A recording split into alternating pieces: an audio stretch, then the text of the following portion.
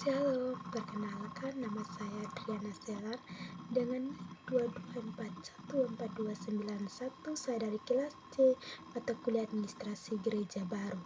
Saya akan membuatkan video dengan menggunakan 6 dimensi.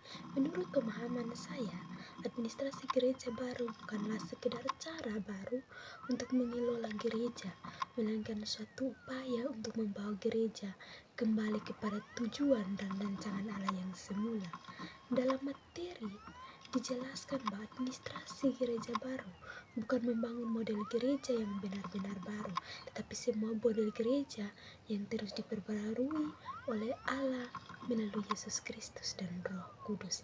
Saya memahami bahwa selama ini banyak orang memahami administrasi gereja hanya urusan surat menyurat, pencatatan data jemaat, keuangan, dan berbagai cara kerja kantor lainnya. Namun setelah mempelajari materi ini, saya menyadari bahwa administrasi gereja jauh lebih luas daripada itu.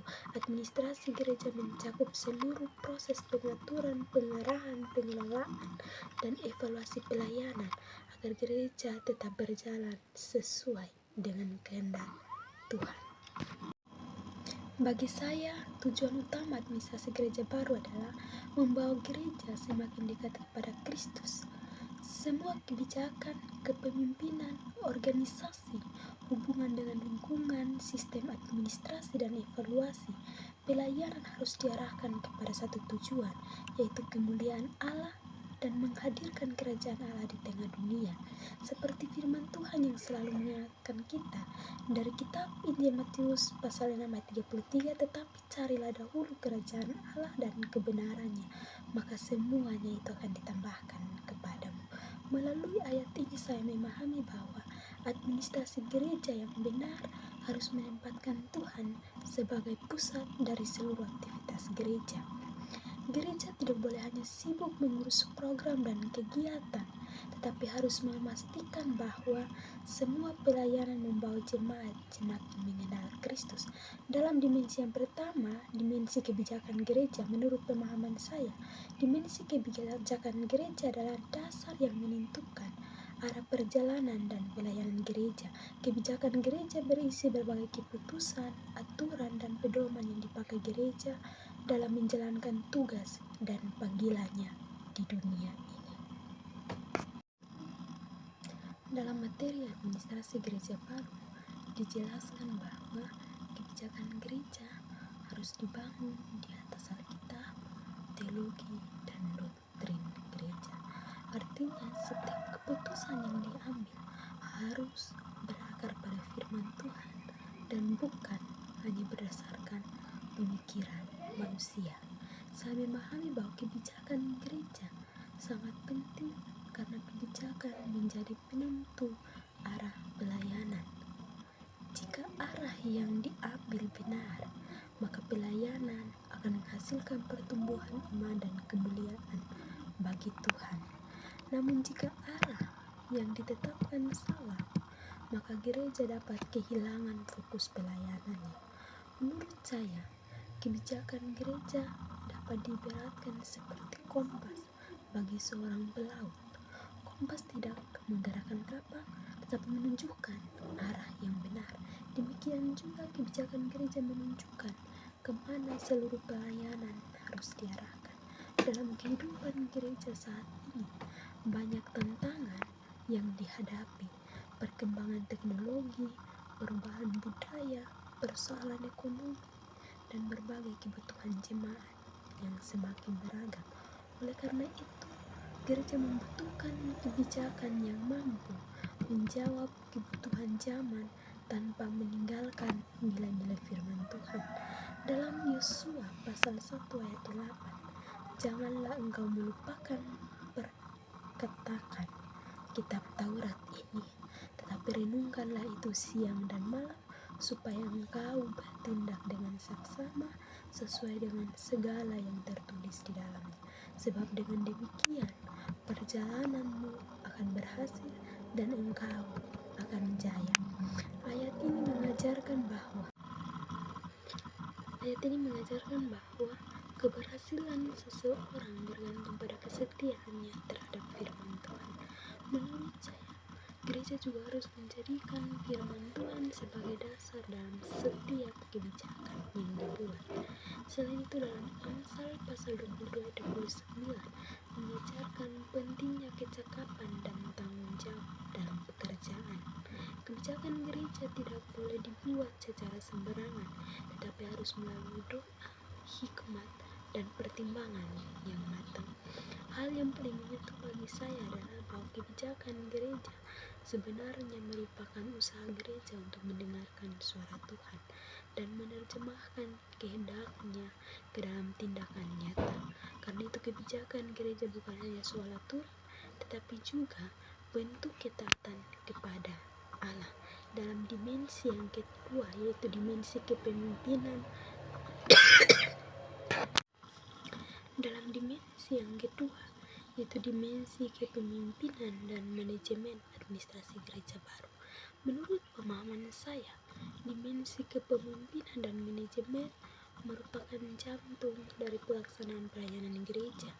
Dalam materi dijelaskan bahwa kepemimpinan dan manajemen adalah dua sisi mata uang yang tidak boleh dipisahkan.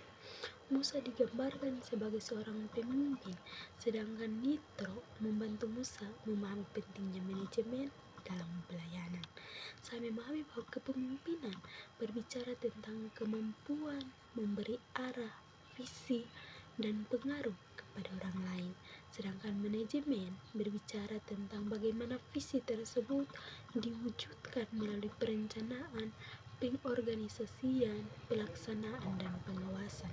Menurut saya, gereja membutuhkan pemimpin yang memiliki hati seorang hamba.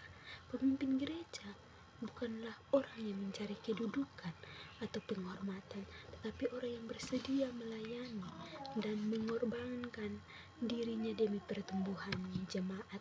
Dalam Yeremia pasal 3 ayat 15, aku akan mengangkat bagimu gembala-gembala yang sesuai dengan hatiku. Mereka akan mengembalakan kamu dengan pengetahuan dan pengertian.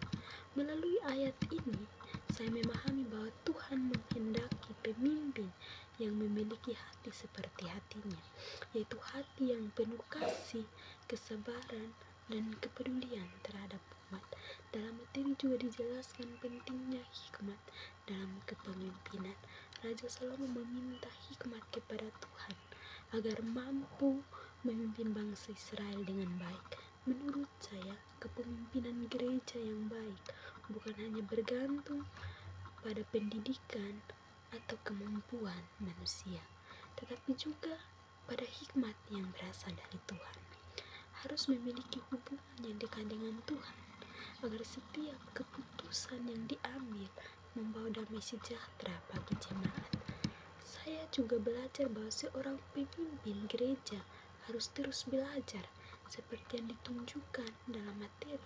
Pemimpin yang baik adalah pemimpin yang mau bertumbuh dalam pengetahuan, hikmat, dan pengenalan akan Tuhan. Karena itu menurut saya dimensi kepemimpinan dan manajemen bukan hanya berbicara tentang kemampuan mengatur orang, tetapi tentang bagaimana seorang pemimpin menghadirkan karakter Kristus dalam seluruh pelayanannya. Dimensi yang ketiga, yaitu dimensi organisasi. Menurut pemahaman saya, dimensi organisasi menjelaskan bahwa gereja merupakan satu tubuh yang berdiri dari banyak anggota dengan fungsi yang berbeda-beda, tetapi memiliki tujuan yang sama. Dalam materi dijelaskan bahwa organisasi gereja adalah kumpulan orang percaya yang menghimpun diri untuk melaksanakan misi Allah. Ayat utama yang digunakan adalah pertama Korintus pasal 12 ayat 12 hingga ayat yang ke-13 yang menggambarkan gereja sebagai satu tubuh dengan banyak anggota. Menurut saya, gambaran tubuh sangat indah karena menunjukkan bahwa tidak ada anggota yang lebih penting daripada yang lain. Mata, tangan, kaki, dan telinga Semuanya memiliki fungsi masing-masing. Dalam kehidupan gereja seringkali ada kecenderungan untuk menganggap bahwa hanya mereka yang berkhotbah atau memimpin ibadah yang penting. Namun melalui materi ini, saya belajar bahwa semua pelayanan sama pentingnya. Ada yang melayani sebagai guru sekolah minggu, pemain musik, pelayan multimedia, penatua, diaken, bahkan mereka yang membersihkan gereja juga bagian dari melayani Tuhan. Dalam pertama Petrus pasal 4 ayat 10 mengingatkan bahwa setiap orang harus melayani sesuai karunia yang diberikan Tuhan. Menurut saya, organisasi gereja yang sehat adalah organisasi yang memberi ruang bagi setiap orang untuk melayani sesuai karunia-Nya. Ketika setiap orang menjalankan fungsi yang Tuhan berikan, maka gereja akan bertumbuh dengan sehat dan menjadi berkat bagi banyak orang. Dalam dimensi yang keempat, yaitu dimensi ekologi. Menurut pemahaman saya, dimensi ekologi menjelaskan hubungan gereja dengan lingkungan di sekitarnya. Dalam materi dijelaskan bahwa gereja tidak hidup sendiri, tetapi berada dalam lingkungan sosial, budaya, ekonomi, politik, hukum, dan teknologi yang terus berkembang. Saya memahami bahwa gereja harus mampu hadir di tengah masyarakat dan memberi dampak positif bagi lingkungan sekitar. Gereja tidak boleh mengasingkan diri dari dunia, tetapi juga tidak boleh larut dalam nilai-nilai dunia yang bertentangan dengan firman Tuhan. Matius 5 ayat 13-16 tentang garam dan terang dunia. Menurut saya, garam memberi rasa dan mencegah kebusukan, sedangkan terang mengusir kegelapan. Ini berarti gereja dipanggil untuk membawa pengaruh yang baik bagi masyarakat. Dalam era digital saat ini, gereja juga harus mampu memanfaatkan teknologi untuk memberitakan Injil. Materi administrasi gereja baru menjelaskan tentang perkembangan gereja digital dan pentingnya pelayanan di ruang digital. Menurut saya, media sosial dapat menjadi sarana yang luar biasa untuk menyebarkan firman Tuhan. Namun gereja juga harus bijaksana agar teknologi tidak menggantikan makna persekutuan yang sejati. Karena itu saya memahami bahwa dimensi ekologi mengajarkan gereja untuk tetap relevan dengan perkembangan zaman tanpa kehilangan identitasnya sebagai tubuh Kristus. Dalam dimensi yang kelima, yaitu dimensi administrasi. Menurut pemahaman saya, dimensi administrasi adalah pengelolaan seluruh sumber daya gereja secara tertib, terencana, dan bertanggung jawab. Administrasi membantu gereja mengatur data jemaat, keuangan, program pelayanan, surat menyurat, dan berbagai kegiatan lainnya agar berjalan dengan baik.